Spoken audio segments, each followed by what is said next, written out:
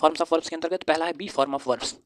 B form of verb मतलब verb का B form, verb का बी फॉर्म। अब बी फॉर्म वर्ब का कौन कौन सा होता है? तो is, am, are, was, were, do, does, did, has, have, had, ये जितने भी वर्ब हमने लिखे हैं वो सभी किस में आते हैं? बी फॉर्म में आते हैं, वर्ब के बी फॉर्म में आते हैं।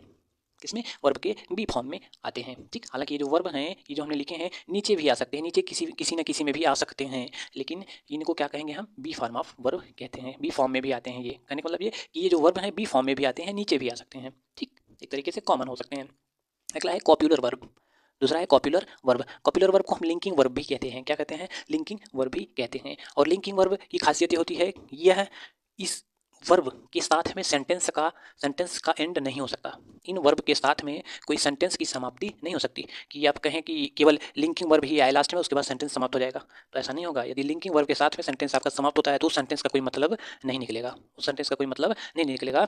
तो क्या होता है? तो लिंकिंग वर्ब के बाद में हमेशा या तो नाउन आता है या तो एडजेक्टिव आता है, या तो नाउन आता है या तो एडजेक्टिव आता है। उसी के बाद में, उसके बाद में ही आपका ये जो सेंटेंस रहेगा वो पूरा फुल सेंस देगा। तीसरा है ditransitive verb. Ditransitive verb, इनको हम डबल ट्रांजिटिव वर्ब भी कहते हैं। क्या कहते हैं? डबल ट्रांजिटिव वर्ब भी कहते हैं। क्यों कहते हैं? क्योंकि इसमें हमने पहले बताया था कि एक डायरेक्ट ऑब्जेक्ट होता है और एक इनडायरेक्ट ऑब्जेक्ट होता है। तो इस प्रकार के जहाँ वर्ब होंगे डाई ट्रांजिटिव, मतलब ऐसा सेंटेंस जिसमें दो ऑब्जेक्ट हों, एक डायरेक्ट ऑब्जेक्ट हो और एक इनडायरेक्ट ऑब्जेक्ट हो, तो उसमें जो वर्ब प्रयोग में ली जाएगी या आएगी वो डाई ट्रांजिटिव वर्ब के अंतर्गत लिखेंगे, उसको हम डाई ट्रांजिटिव मान लेंगे। ठीक, और चौथा है फैक्टिटिव वर्ब्स। फैक्टिटिव वर्ब्स कुछ ऐसे वर्ब होते हैं जो हमको फैक्ट के बारे में बताते हैं। क्या होते हैं? फैक्ट के बारे में बताते हैं। जैसे आपका चूज हो गया, जज हो गया, इलेक्ट हो गया, सेलेक्ट हो गया। ठीक, ये सभी क्या करते हैं? एक फैक्ट के बारे में बताने का काम करते हैं, इसलिए इसको हम क्या कहते हैं? फैक्टिटिव वर्ब की श्रेणी में रखते हैं। और आपका पांचवा है प्रोग्रेसिव वर्ब्स। ये क्या है? प्रोग्रेसिव वर्ब, इनको कॉन्टिन्यूअस वर्ब भी कह सकते हैं, इम्परफेक्ट वर्ब भी कह सकते हैं, क्योंकि ये क्या करते हैं? किसी काम के जारी रहने की दशा को दिखाने का काम करते हैं।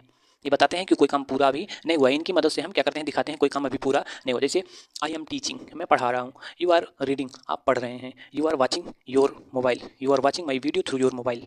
तो इन सब में क्या हो रहा है कि प्रोग्रेस में है, अभी काम जारी है, काम जारी है, अभी काम पूरा नहीं हुआ है। ठीक, तो इसलिए इनको क्या कहते हैं? प्रोग्रेसिव वर्ब्स की श्रेणी में इनको रखते हैं, प्रोग्रेसिव वर्ब की कैटेगरी में इनको रखा जाता है। और आपका छठा हो गया ऑक्सिलरी वर्ब। ऑक्सिलरी वर्ब या हेल्पिंग वर्ब, इनको क्या कहते हैं? सहायक क्रिया।